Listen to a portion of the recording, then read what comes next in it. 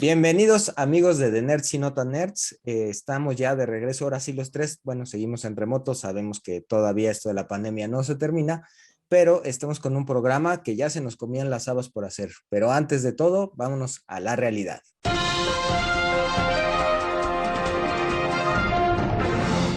El hijo de Superman se declara bisexual. Jon Kent, después de los eventos sucedidos en el crossover Future State, tomó el manto del kryptoniano más famoso del universo de DC, y en el número 5 de Superman Son of Kal-El saldrá del closet anunciando su relación con el hacktivista Jay Nakamura. Enhorabuena por la inclusión en el mundo del cómic. La franquicia de Scream regresa al cine. Lo que sería la quinta entrega de la serie llega de manera de soft reboot con la presencia de viejos conocidos como Neve Campbell, Courtney Cox y David Arquette. La tendremos de vuelta el próximo 14 de enero en tu sala de cine favorita. El capitán James T. Kirk pudo viajar al espacio.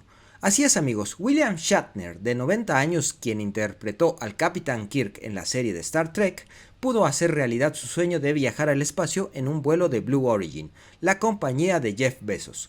Esto sucedió el pasado miércoles en compañía de Audrey Powers, Chris Boshuisen y Glenn DeBrice. Larga vida y prosperidad, Capitán Kirk. El DC Fandom se llevó a cabo. Muy buenas noticias tuvo el DC Fandom de estos años y la que más nos entusiasmaron fueron Bruce Timm. Regresa con Caped Crusader por HBO Max. The Batman llega el 4 de marzo de 2022 y por fin pudimos ver a Dwayne Johnson como Black Adam. Y no podemos esperar más a que sea 29 de julio del año que entra para poder disfrutar de esta peli en cines. Muy bien hecho, DC. Una huelga podría poner en peligro las series de TV. La Alianza Internacional de Empleados del Escenario del Teatro, Cine y Televisión, IATSE en inglés, está al borde de una huelga masiva, y esto sin duda podría afectar al desarrollo de las series, pelis y servicios de streaming que tanto nos entretienen. Esta situación se definirá en el transcurso de esta semana. Aquí les iremos contando cómo terminará todo esto. Ya estamos de regreso amigos, y pues ¿de qué vamos a hablar? Vamos a hablar de calamar y no precisamente en sushi o en comida. O en Se versión Bob trata... Esponja. Exactamente, se trata del juego del calamar, esta popularísima serie de Netflix que nos llegó, pues digamos que por sorpresa incluso, ¿no? Y que ha acaparado la vista de más de 111 millones de suscriptores alrededor del mundo, lo que la ha convertido en la serie más popular del servicio de streaming, ¿no? Creo que Más vista de Netflix. sí, más vista, pues bueno, eso la convierte también en la más popular, incluso más allá de Money Heist, ¿no? De La Casa de Papel, que también había sido un trancazo en todo el mundo, bueno, pues ya la superó y por muchísimo, ¿no? Incluso ya están en pláticas para ver si sí surge esta segunda parte. Un poco de trasfondo de qué es el de Squid Game o quién más bien es su director. Es este coreano nacido en Seúl de nombre Hwang Dong-hyuk, que estudió, pues sí, comunicaciones en la Universidad Nacional de Seúl. Posteriormente viaja a Los Ángeles para estudiar una maestría en producción cinematográfica en la Universidad del Sur de California. Continúa haciendo películas, pero más allá de eso no hay como una obra así que digas tú, wow, de Juan, ¿no? Que haya tenido una relevancia internacional. Sí, su obra o su cortometraje que se llama The Miracle Mile. Sí obtuvo varios premios, incluso tuvo un Emmy al estudiante más destacado de ese momento, pero pues no hubo más, ¿no? Más allá de eso, incluso él mismo menciona que tuvo problemas de dinero, ¿no? Y que al tener esos problemas de dinero es que empezó a escribir un poco la historia de lo que significaría el juego del calamar, y que John ahí nos va a platicar un poco más acerca de toda esta problemática económica que existe actualmente en Corea. Pero bueno, amigos, yo ya hablé mucho. Adelante, les cedo la palabra. Pues bueno, a mí hay ciertas cosas que me gustaría hablar de entrada y primero que nada es digamos, de etiqueta, mencionarle a toda nuestra audiencia, toda la gente que nos ve, que todo esto tiene spoiler. Entonces, spoiler alert, si no han visto el juego de calamar, spoiler alert, váyanse de aquí. Y bueno, habiendo dicho eso, pues entonces ahora sí hablemos largo y tendido acerca de esta serie, ¿no? Creo que es una serie que más allá de haber generado tantos memes y tanta circulación en redes y estar en boca de todos, creo que si habló así es porque es una serie bien escrita, si habló así es porque es una serie muy bien dirigida, si habló así es porque es una serie original, es algo que no habíamos visto. Original, ahí sí levanto la mano y más adelante voy a hablar de eso porque no, para mí no es una serie original, pero adelante. O sea, en la conceptualización en sí es original y desató mucha polémica, inclusive en Twitter desató cosas muy chistosas en las que la cuenta de Netflix puso los simbolitos del triángulo, el cuadrado y el círculo en un post y Sony PlayStation les contestó, como que te falta algo, ¿no? Y Netflix contesta, sí, falta la X de Xbox. Ay, no, perdón. Y Xbox contesta, Xbox Latinoamérica, ¿me hablaron? Entonces, hubo cosas en Twitter bastante chistosas alrededor de la serie, obviamente un sinfín de memes y en México que no nos Sí, sí, sí, encanta sí, eso de sí. los memes, pues bueno, Encantadores. se desató la conversación alrededor de esto. Y yo en particular, más que hablarles de todos los capítulos o de por qué sucede la serie, que la serie pues en sí es muy sencilla. Gente endeudada le invitan a un juego, le explican las reglas del juego, hasta que nos damos cuenta que los que son eliminados, en efecto, son eliminados de la vida, son matados, son asesinados, ¿no? Entonces, al final del día, esta serie del único que habla es de esto, ¿no? O sea, cómo crear un esquema de justicia 100% en el que todos son equitativos y todos son iguales, pero no. ¿Y por qué no? Porque hay ciertos momentos en los que nos damos cuenta que consideran al rival más débil y lo dejan vivir. Consideran que no existen tal cual rivales débiles, sino existe gente que está participando en el juego, ¿no? Y luego te hacen un poco la contradicción de eso, que era un poco lo que decía John. Sí tiene hoyos en el guión, sí, no es una historia perfecta, ¿no? Tiene hoyos en el guión, tiene cosas que inclusive antes de que empezáramos el programa yo mencionaba, ¿no? Como de repente nos damos cuenta que hay comunicación entre los guardias del juego del calamar, en la que esa comunicación se da vía clave Morse a través de los tosidos y lo encuentra el policía que empieza a investigar todo esto y se da cuenta de toda esta situación porque encuentra una de las tarjetas de invitación en el cuarto de su hermano y no sabe dónde está su hermano, ¿no? Entonces nosotros empezamos a pensar, pues seguro participó en el juego del calamar y lo mataron.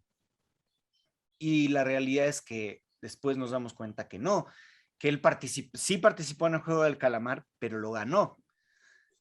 Entonces, precisamente toda esa parte es la más interesante acerca del juego. Y yo quiero hablar en específico de un capítulo en particular, que es el capítulo 6, que se llama Gang Boo, que es el capítulo del famoso juego de las canicas, ¿no? Y creo que en ese juego y en ese capítulo es donde realmente a mí se me salieron hasta las lágrimas al final del capítulo, porque me di cuenta de una cuestión muy interesante y es que hay todos los personajes cambian sus propias reglas. ¿A qué me refiero con esto? Hay un personaje que es el personaje como del sicario, llamémosle, que es el personaje todo tatuado, y el personaje maniqueo de que soy malo porque soy malo y porque soy un gángster, ¿no? Que es interpretada por Hyo Sung Tae. Exactamente, y ese personaje, cuando ve que va perdiendo, exige justicia y le dice a los guardias, oigan, ustedes dijeron que este juego tenía que ser justo. Yo pido que cambiemos de juego. Ella tuvo su oportunidad en su juego, yo pido que cambiemos de juego. Y está jugando irónicamente contra el rival más fuerte de toda su pandilla, de ahí del mismo juego, ¿no? Y le va ganando este cuate y al final le acceden el cambio de juego, o sea, a través de un proceso, digamos, de justicia, le dicen sí, concedido, cambian de juego y en ese cambio de juego es cuando él, por azares del destino, por un error de cálculo del otro personaje, le pega la canica de él entra y acaba perdiendo el otro compinche, ¿no? Y al final del día, por un proceso de justicia, gana este sicario. En ese mismo sentido, tenemos al personaje del mejor amigo del protagonista, que ese cuate pues, siempre lo vimos como, sí, el personaje que era empresario y todo, pero que financieramente perdió todo y esto. Y ahí es donde verdaderamente se desenmascara como el genuino cabrón que es, ¿no? O sea, que nos damos cuenta que no solo generó estas pérdidas financieras, sino que más bien nos da a entender que igual y las hizo a través de un fraude y por eso lo busca la justicia. Y en ese proceso, ¿qué es lo que hace? Comete un fraude contra el chico hindú, contra Ali, y le ve la cara, le dice, no, mira, tú haces esto, ve y busca esto, le da sus canicas y no es cierto, no le da canicas, le da piedras. Y al final él pasa por la puerta y le dice, ustedes dijeron que esto era un juego, yo le jugué un juego a mi compañero y aquí están mis 10 canicas, yo gané. Sí, sí, sí. Tienes Y el mute millón. No, me refería a que las 20, porque eran 20 canicas, perdón. las 20 canicas. Es que hay mucho ruido acá, por eso pongo el mute. Ok, Entonces, ok. bueno, las 20 canicas, sí tienes razón. Entonces, termina perdiendo de esa manera y nuestro personaje principal acaba ganándole a Olinam de una manera bastante interesante. Y cabe mencionar aquí que Olinam significa el primero y como pues el mismo nombre lo dice, el 0001 de su número de jugador y de su casaca, pues nos damos cuenta que desde ahí hay como una dualidad. Ahí cabe mencionar varias cosas acerca de esta batalla cruenta entre Olinam y nuestro personaje principal. Oilnam, Il. O O Ilnam. Il-nam, sí, O y Ilnam. el personaje principal se llama Seong Ji-hoon, está caracterizado, bueno, actuado por Lee Jung-jae, y ahorita les doy dos datos acerca de él y de Me perdonarán mi nulo esfuerzo de pronunciación, pero es que la verdad sí se me hacen nombres súper complicados de pronunciar. Entonces mejor hablo en términos de la función del personaje, que es el viejo Viejito. contra el protagonista. Exacto. Entonces el viejito precisamente aquí devela varias cosas. De entrada, le va ganando absolutamente todo al protagónico, pero al final dice, oigan, es que este es mi barrio, ¿no? Y uno piensa, pues sí, el viejito tiene el tumor, igual ya está teniendo problemas de memoria, no sé qué, le está va el empezando avión. con demencia senil, qué sé yo. Pues resulta ser que no, que decía que ese era su pueblo y que ese era donde él había crecido y ese era donde él había vivido, porque en efecto lo hace imagen y semejanza, porque nos enteramos en el último capítulo que era el hombre detrás de todo esto, ¿no? Y entonces, ¿por qué es relevante esto? Porque al final del día este personaje se da cuenta de algo, el viejito, se da cuenta de que ya ha vivido demasiado, ya ha pasado por demasiadas cosas y se hace el menso y le dice, ¿qué dijiste? Y entonces el protagónico cambia de decisión y le gana. Y entonces al final termina ganándole las canicas, asume la muerte y se va. Y mientras que los personajes de las chavas es una manera muy linda de hacerlo, ¿no? O sea, le pregunta su backstory una chava a la otra, llamémosle a la protagonista, que es como la sicaria, por así decirlo, Es la carterista, Kang la Sae-byeok. carterista. Ujú. Entonces, ahí nos enteramos del nombre de esta chava que se llama Kang y también nos enteramos de que es una chava que, bueno, no nos enteramos porque ya lo habíamos visto, pero lo hacemos más evidente de que sí tiene algo por qué vivir. Esta chava quiere el dinero para ir por su madre, para traer, a sacar a su hermano, digamos, del hospicio y de poderlos tener bien, ¿no? Sí, Poder porque tener ella una es vida digna. Sacarla de Corea del Norte, justo. ella es una Son refugiada coreana, desertoras. norcoreana, ¿no? Desertó de Norcorea y vino acá y Ajá. pues, y que también está bien culate eso, ¿no? Porque la sociedad de Seúl, bueno, o de Corea del Sur en general, como no acepta a estos refugiados norcoreanos, sabiendo la situación tan complicada que se está viviendo en esa otra parte de Corea, ¿no? Los trata con la punta del pie, que también se me hace súper ojete, ¿no? De la sociedad coreana. Pues digo, podemos decir eso y nosotros buleamos a los regios y los regios bulean a los chilangos entre los regios y los chilangos nos reímos de los de Pero Guadalajara. ahí Pero, el tema, pues, digamos, geopolítico, si lo quieres ver, es Ah, que esa bueno, sí sí, es sí, una sí. región separada que Sí, sí, provocó la sí. guerra de Corea, ¿no? sí, Entonces, sí, y sí. ahí sí estamos hablando de, más allá del muro de Berlín, está el paralelo que separa los dos países En y que Asia, esta sí. zona desmilitarizada y todo, que antes era un país, ¿no? Y que vino la guerra de Corea justo después de la Segunda Guerra Mundial, que Ujú, es... Exacto. ujú. Y que al final del día, o sea, creo que en este juego es donde nos damos cuenta de eso, ¿no? Que todo el mundo puede cambiar de piel, todo ser humano es corruptible, todo ser humano puede ser bueno o malo o intentar sobrevivir. Que a mí me sorprende muchísimo la decisión que toman la pareja, es decir, el hombre que está casado con su mujer y que están en el juego. Sí, Yo sí, pensé que está los bien dos gacho. iban a decir a la chingada, ahí están sus pinches canicas y nosotros nos morimos juntos, ¿no? Y no, madres, o sea, sí juegan, gana el marido y después el marido se cuelga, ¿no? Entonces, a mí sí me sorprende muchísimo ver todo esto que pasa con el juego ahí. Creo que ahí es, como bien indicaba John antes de que empezaba el programa, es ahí nos damos cuenta que ahí tiene el cierre argumental todos los personajes. Ya podemos saber hacia dónde va, aunque no sabemos el final, ¿no? Y Y también bueno, nos damos cuenta que son, que más allá de ser el juego de las canicas, los personajes son las canicas. O sea, cómo al final terminan chocando entre uno y otro y otro y otro y solamente sobreviven los más aptos, ¿no? exactamente. Y también hay una cuestión bien interesante, ¿no? Y es ciertos, llamémosle spoilers, que pone dentro de la historia el mismo juego, ¿no? O sea, de entrada, cuando ya llegamos al final de la historia, nos damos cuenta que todos los juegos están pintados alrededor del dormitorio de los personajes. Y decimos, verga, era más fácil esto, ¿no? Segundo, que cada personaje ya estaba, digamos que anunciado cómo iba a morir. ¿Por qué? En el personaje maniqueo del malo muy malo del sicario de los tatuajes, antes de regresar al juego se avienta por un puente. ¿Cómo muere ese personaje? En el juego del puente. El personaje del viejo, pues dice, yo de todas maneras me voy a morir de esto, ¿no? Y se muere de eso al final. El personaje de Kang, de la chica protagónica, ¿cómo se muere? Con un cuchillo enterrado en el cuello. ¿Y cómo sabemos que se va a morir así desde antes? Porque ella amenaza al otro güey y le dice, tú me prometiste, al otro sicario, antes de regresar al juego, le dice, tú me prometiste que me ibas a llevar a China, y lo amenaza con un cuchillo en el cuello, ¿no? Son como muertes anunciadas, llamémosle. Vaya, en el caso de Ali también, él le ve la cara a su jefe y le roba el dinero, y a él le ven la cara en el juego y lo matan también, ¿no? Bueno, pierde por eso. En el caso del mejor amigo del protagónico, pues él simple y sencillamente era un financiero medio tranza y que se iba a suicidar en su bañera antes, y al final pues él se suicida, ¿no? También se mata él mismo. Normalmente diría se hace harakiri, pero pues no se hace harakiri porque son coreanos, no son japoneses.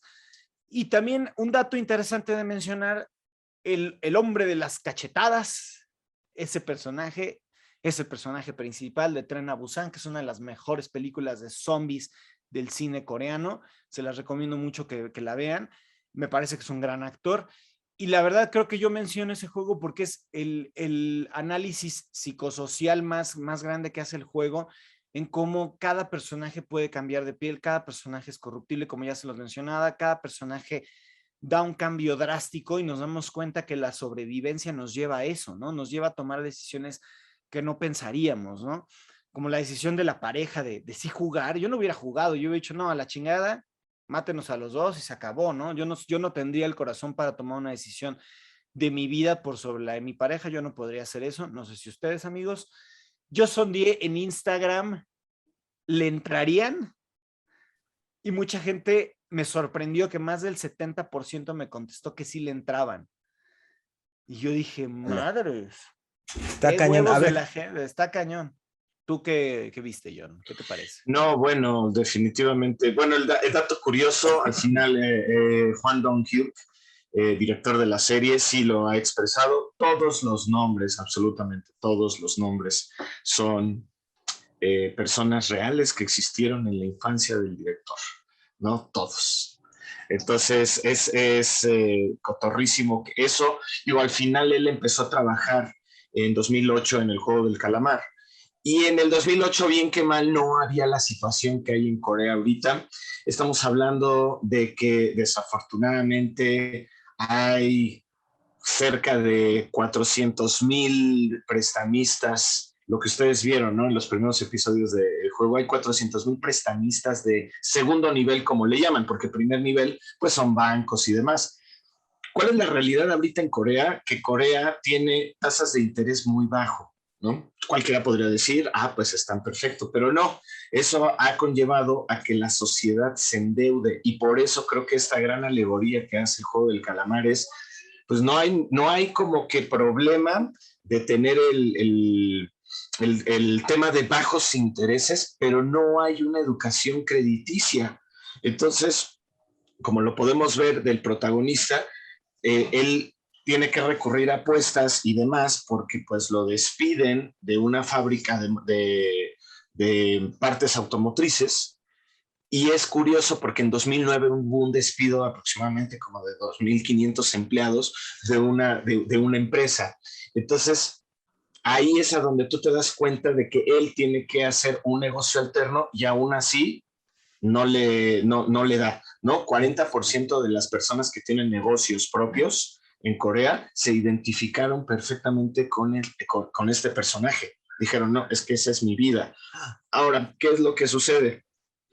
Aquí lo que nosotros tenemos es una situación de que no hay educación crediticia, hay bajas tasas de interés, pero hay también políticas de consumo muy cabronas que conllevan a que la gente empiece a gastar y a pedir dinero prestado. ¿Por qué? Porque al final hay un estilo de vida o en su defecto supervivencia.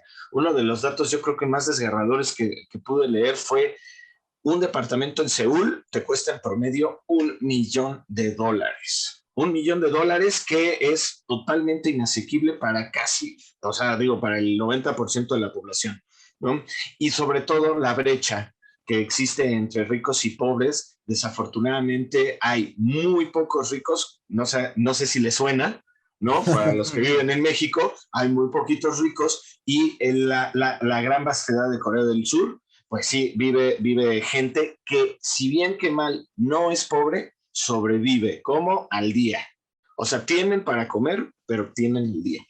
Todo esto que podemos ver, por supuesto, sí va íntimamente ligado a, por supuesto, la crítica capitalista que se hace. Digo, por supuesto, en el capítulo de los VIPs, el director hace una gran crítica también es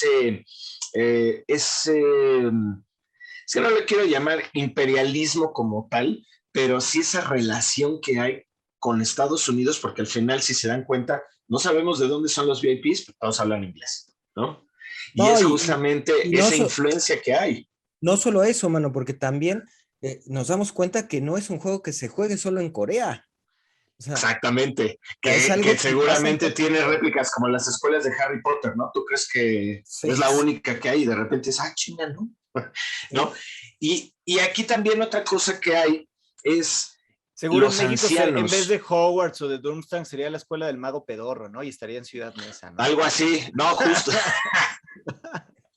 El tema aquí preocupante es como nosotros lo vimos, la madre diabética trabaja para sobrevivir e inclusive para darle dinero a este cabrón. Uh-huh. Y también la madre de, se me olvidó el protagonista, el chingón en universidad. Bueno, que al final el penúltimo combatiente. Y Cho Perdón. Sang-woo. Cho Sang-woo. Gracias. Es el... Cho Sang-woo. Si se dan cuenta, son personas que trabajan para sobrevivir porque lo necesitan. La pensión no alcanza, no es algo que tú digas, ok. Y curioso porque en los índices de la OSD, en el momento de que se hace el juego del calamar en 2008, que lo empieza a ver él, Corea no estaba tan cabrón. Ahorita en ese índice bajó 33 lugares que representan dentro del índice de personas mayores que trabajan, o sea, un dato fatal, porque entonces significa que los ancianos no tienen un retiro placentero, por así decirlo. Bueno, que en estos tiempos creo que nadie tiene un retiro placentero, pero habla de que los ancianos tienen que trabajar para sobrevivir, o sea, tienes que seguir en la marcha, ¿no? Hay No, un y es artículo... claro porque la mamá de Seong Ji-hoon pues, se muere, güey. Al final se termina Sí, muriendo. no, tal cual, que es justo. Gané, pero perdí todo, ¿no? Uh-huh. Perdí a mi hija, perdí a mi madre, perdí todo y hasta cierto punto, pues hasta la dignidad, porque es lo que sucedió con este personaje y por eso va y ataca a esta persona en el metro diciéndole, no vayas a caer en esta mierda. Claro, no vaya a sacar en esta mierda un cabrón con una cuenta con millones de dólares, ¿no? Ya te lo dice, que hasta cierto punto es esa doble moral en la que nosotros podemos entrar. Yo les recomiendo y les dejamos abajo en la descripción del link un artículo que hace Jay Hacking en Team Vogue, que justo hace, no todo el análisis que les estoy comentando, pero varias de las cosas sí, que está bastante interesante. Un coreano justamente criticando a la sociedad de Corea, en donde ves definitivamente, y que él lo llama así, ¿no? Una alegoría social en la que pues no importa qué tanta tecnología puedas tener en mi país, no importa, la educación ahorita está en niveles paupérrimos para que la gente tome decisiones, bueno, tan solo, ¿no? En el juego. Oye, te invitamos a un juego, ya viste que matan, te dejo ir. Y la gente regresó. ¿Por qué? Porque se dieron cuenta que regresando tenían que enfrentar una realidad que al final es un escape de la realidad del juego. Nada más que el escape es muy interesante que lo digas, porque si hay personajes que se empoderan, y lo vemos en el juego del puente, cuando están a punto de elegir entre el primer número o el último, hay un personaje que se acerca con el protagónico y le dice, déjame ser el primero, porque toda mi vida no he querido dar la cara, he sido toda mi vida he sido el último, güey. He sido el último y quiero ser el primero ahora, ¿no? Entonces fue como de, ok, y de repente, madres, güey, no sabes lo que te metiste, amigo. Eso es cagado, porque son ese cambio de reglas totalmente nefastas, como es quiero ser el primero en la vida, y cuando llegas dices, va, o como el juego de las canicas, escojan a alguien, y escoges al que vas a matar, ¿no? Que es así de, wow, ¿no? La pareja de esposos, cómo realmente el otro güey mata, bueno, su mujer muere por él. Y... o la misma chava que pelea contra la protagónica, contra Kang, que le dice, güey, tú tienes por qué vivir, yo no, y deja caer la canica, y mocos, es un putazo. ¿Por qué? Porque nos acabamos de enterar que mató a sus papás. Entonces, está rudo. Sí, no, claro, está muy fuerte. Y todo ese show, bueno, culmina realmente con el tema de ya el antes final de la serie, en donde el personaje de Oinan, pues sí te dice, o sea, la gente no ayuda a nadie, todo se trata de una supervivencia de nosotros mismos. ¿Por qué? Porque nadie te va a venir a ayudar. Que aquí yo retomo mucho, y que tal vez lo hemos dicho varias veces por el tema de BioShock, pero es verdad. El tema del altruismo que Ayn Rand, dentro del objetivismo estadounidense, defiende, que dice, el altruismo es una mamada. El altruismo lo único que nos hace ser seres totalmente fútiles, ¿no? Uno le tiene que chingar, porque si te dejas ayudar, entonces a partir de ahí pierdes valía. Que no estoy de acuerdo del 100%, pero sí tiene una repercusión dura en pensamientos radicales como el que vemos. Te voy a ayudar, pero al final das tu vida a cambio. Si no lo logras, das tu vida a cambio. Y que es la gran crítica al capitalismo reinante, ¿no? Porque es verdad, tú puedes morir de una forma metafórica en el sistema capitalista actual. Si truena tu negocio y no te supiste mover, ¡pum! O sea, ya no eres nadie en la sociedad. Y en esos países todavía es peor, donde para tener un crédito necesitas dar referencias, necesitas dar avales, y si no tienes el apoyo social, es imposible, ¿no? Es como los proscritos a veces en redes sociales, ¿no? Y que lo estamos viendo ahorita. Es muy difícil. Es que es una cancelación, en vez de ser social, es una cancelación económica, pues. Es una, no, pero sí es social también. Sí, eso es una cancelación económica al individuo. Exactamente. Y ahí es a donde justamente, yo por eso lo he dicho, Black Mirror no se me hace fantasía ni ficción, más bien se me hacen metáforas bastante bien llevadas de cómo es posible que ya necesito 5 estrellas para que me den un crédito, por ejemplo, ¿no? En mi perfil. Luego haremos un capítulo especial por supuesto. De Black Mirror, que estará interesante. Y que definitivamente tú ves ahí. Digo, sé que el mundo está patas para arriba, lo que está pasando en Líbano, lo que está pasando en Afganistán y lo que está pasando en Corea, que lamentablemente son esas cosas que no sabíamos. Al final Corea ahorita está en boga, ¿por qué? Porque Corea nos demostró en Parásitos, pues, cómo puede ser llevado un tema y que al final esto es una continuación sin querer de Parásitos, ¿no? Parásitos es a través del engaño obtenemos algo y acá es lo mismo, a través del engaño o como sea que esto se desarrolle, pues el concepto es llegar A mí creo que de las frases o de los momentos que más me gusta de la serie es ya estando dentro, regresando y todo, después de ese juego que hacen de matarse entre ellos en la noche, de pues órale, aquí sí es la ley del más fuerte. Cuando es el protagonista le dice al malo, justamente, perdón que no diga los nombres, no es porque no los pueda pronunciar, es que no me acuerdo, pero cuando el protagonista le dice al malo, ¿qué onda? ¿Y tú confías en toda la bola de cabrones que tienes atrás de ti? Porque si yo fuera uno de ellos, yo en el frenesí, yo te mataba. Y eso hace simbrar mucho al malo, porque aunque no lo crean, es una situación actual, inclusive hasta de gobiernos. Y es una gran metáfora en la que hace. Y todo eso a través de todo lo que les dije, porque la situación en Corea es totalmente nefasta, porque si estás hablando que el 80% de tu sociedad vive al día, entonces sí hay problemas demasiado rudos y demasiado de fondo. O sea, eso es lo Y, que yo podría aportar. y creo Sí, que qué también grueso. sí es un síntoma de la realidad, pero también a mí me gustaría que ya pasáramos a hablar del final, que creo que el final, insisto, como decía hace rato, fue muy polémico. Yo lo voy a decir abiertamente, a mí el final se me hizo un poco o sea, yo esperaba otra cosa, como que se me hace medio, bueno, de por sí el personaje principal siempre fue un estúpido, o sea, siempre fue un güey tonto, que toma malas decisiones, y eso no está mal, es el personaje principal así es, o sea, ya hay gente así en el mundo, que es tonta, que toma malas decisiones y que termina teniendo muy buena suerte, ¿no? Y al final del día, no entiendo por qué se pinta el pelo de rojo, nada más porque ve estos güeyes de K-pop ahí, o sea, no sé si fue como de, bueno, ya voy a cambiar y voy a ser una persona diferente, pero fuera de eso, cuando ya está a punto de subirse al avión, que va hablando con su hija y es como, güey, tienes millones de dólares en el banco, bueno, millones de wones en el banco, güey, ya no te tienes que preocupar en tu vida, atiende a tu hija, cabrón. Y no, de la nada dice, no, chingas a tu madre, escuincla, y me voy a ser el vigilante para hacer el bien y salvar a los demás. Que como ya lo decíamos, igual y se va a acabar involucrando en el juego y se va a volver un personaje malo, no sabemos, porque de entrada el director dijo que después de 10 años de putiza no quiere saber nada del juego del calamar y no sabe si va a escribir una segunda pronto. Yo creo que se va a dar un año y después de un año ya va a decir, ya, chinga su madre, vamos a escribirla y entonces Y ahora sí. cuando vea todo el dinero que le cayó, evidentemente. Tiene lógicas. Es que el final tiene muchas lógicas porque si se dan cuenta, el personaje principal nunca levanta el dedo contra nadie y nunca conjura contra nadie. A su vez, engaña al anciano, a Oilnam, en el juego de las canicas.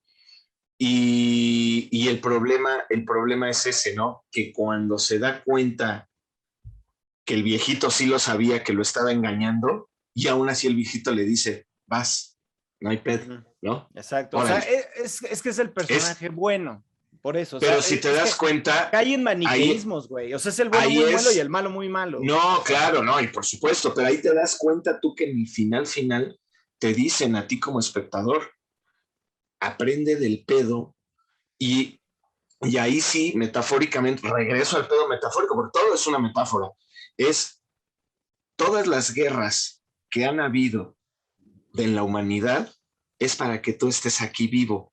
Hubo gente que se derramó sangre, hubo gente que mató a otra gente para que tú tengas la vida que tienes ahorita. Y es exactamente el juego del calamar. El güey ganó a través de todos los actos sucios que hicieron todos los demás participantes, ¿no? Y que al final él ni siquiera tuvo, no es que tuviera los huevos, él no tuvo la iniciativa de matar al cabrón ya vencido en el piso.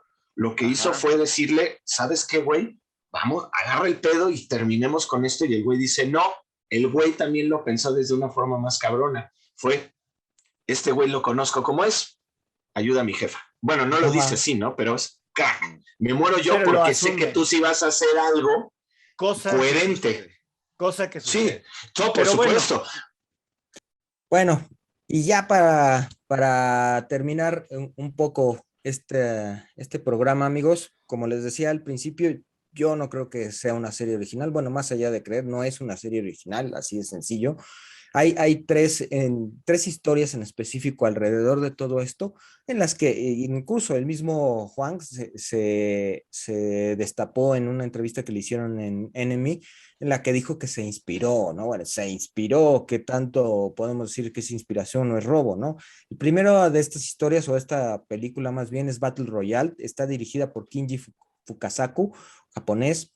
Vio la luz en 2012 la cinta, y aquí igual nos habla de una, aunque en Squid Game está más apegado a la realidad, aquí también es una sociedad distópica en la que la economía colapsa. Japón se preocupa mucho porque todos sus adolescentes son unos dicks, son unos imbéciles, y dicta o crea una ley que la llaman la ley VR o la ley Battle Royale, ¿no? Que dicta que cada año la peor clase de noveno grado del país va a ser enviada a una isla en donde literalmente se tienen que enfrentar a muerte, y un ganador puede salir de ahí. Esto lo hacen pues a manera de escarmiento para que todos los que de más Los jóvenes... Juegos del Hambre. Exactamente, que aquí ahí nos damos cuenta que Katniss Everdeen puede tener de todo excepto originalidad, ¿no? Es totalmente una copia calca de Battle Royale, ¿no? Los Juegos del Hambre. Como chiste o como dato de trivia, ahí sale Takeshi Kitano, este actor muy sui generis japonés, interpretándose prácticamente a él mismo, en donde hasta con morbo ve cómo se van matando uno a uno sus pupilos, ¿no? En segundo lugar, y también está en Netflix, que es lo que me da más risa de todo, está la serie de Alice in Borderlands, que también se la recomiendo mucho, salió antes del juego del calamar, muy similar a The Squid Games, nada más que aquí le meten como unos toques, no la voy a spoilerear, ¿no? Entre ciencia ficción y paranormales, en las que la gente pues es transportada a una realidad paralela, ¿no? La manufactura está súper bien hecha, se la recomiendo muchísimo. Incluso por momentos me llega a sorprender más que el juego del calamar, porque tienen unas tomas de Japón, de la ciudad como tal, en la que no hay nadie, y dices, puta, la producción que tuvo que haber detrás de esto como para poderlo hacer realidad, ¿no? Que en el cruce de Shibuya no haya ni una sola alma, ¿no? Por decirles algo, ¿no? Y ya por último, tenemos de Takashi Miike, As the Gods Will, ¿no? Es otra película de 2014 que también nos presenta un torneo mortal en el que está basado en juegos infantiles. Incluso también existe la muñeca esta creepy de la cabeza que voltea, existe dentro de esta película. Y bueno, ¿qué es esto? ¿Es inspiración? ¿Es copia? ¿Es robo? Bueno, Amigos, yo podría decir también que hasta el juego del calamar, yo cuando lo vi, sin haber leído absolutamente nada de esto, güey, es una trama que para aquellos que lo conozcan, la pudo haber escrito José Saramago. Muy cabrón dentro de esa retórica de la supervivencia humana y las relaciones interpersonales que se pueden dar en momentos de crisis. Puta, grande. sí, como Sí, pero los personajes hubieran estado jugando Rayuela, hubieran estado jugando Matatena. No, pues en eso sí, vale. En ensayo sobre la ceguera es algo muy similar a es eso. algo muy similar justo al momento de conseguir la comida que tenían los malos, ¿no? En el hospital aquel, pero bueno, eso lo dejaremos después. Hay que Sí, hacer un capítulo de Saramago. la realidad, amigos, es que pues la opinión final la tienen ustedes, como siempre lo hemos dicho. Les recomiendo que vean estas tres obras que les estoy planteando aquí, para que también saquen sus conclusiones, y al final pues nos la dejen aquí abajo en los comentarios. Ya saben, síganse cuidando. Nosotros nos hicimos prueba después de regresar de California y todo bien, afortunadamente, pero recuerden que la pandemia aún no ha acabado. Pues ya estamos en verde, según. Bueno, cuídense, aunque estemos en semáforo verde, manténganse a salvo. Sí, mejor. Nos vemos en el siguiente episodio. Chao.